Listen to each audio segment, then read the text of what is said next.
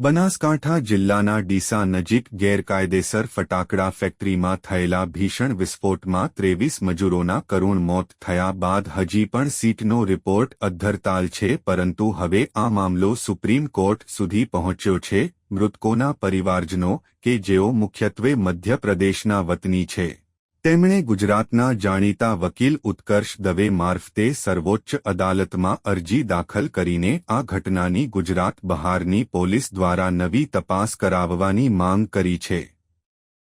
ગત 1 એપ્રિલ 2025ના રોજ ડીસાના ઢુવા રોડ પર આવેલ દીપક ટ્રેડર્સ નામની ગેરકાયદેસર ફટાકડા ફેક્ટરીના ગોડાઉનમાં બ્લાસ્ટ થયો હતો, જેમાં 23 નિર્દોષ મજૂરોએ જીવ ગુમાવ્યા હતા.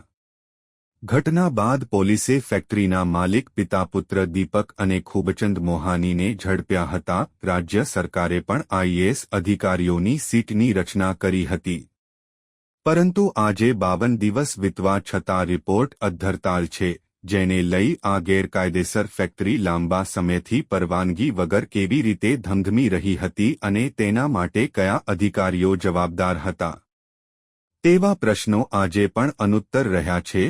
પીડિત પરિવારોને ન્યાય મળવાની આશા. રાજ્યમાં માનવ સર્જિત દુર્ઘટનાઓ વધે જતા ફટાકડા દુર્ઘટના બાદ રાજ્ય સરકારે તાત્કાલિક ધોરણે સીટની રચના કરી રિપોર્ટ કરવાની તાકીદ કરી હતી, પણ રિપોર્ટ હજી સુધી કરાયો નથી, જેને લઈ આમ પ્રજામાં અવનવી શંકા કુશંકાઓ જાગી છે. પણ હવે સુપ્રીમ કોર્ટ આ મામલે શું આદેશ કે નિર્દેશ આપે છે, તે જોવું રહ્યું.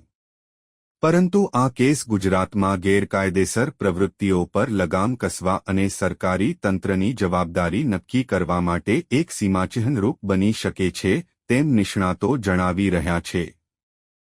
બીજી બાજુ પીડિત પરિવારોને પણ ન્યાય મળવાની આશા બંધાઈ છે. અહેવાલ રિપોર્ટ ભરત ઠક્કર, ડીસા, બનાસકાંઠા.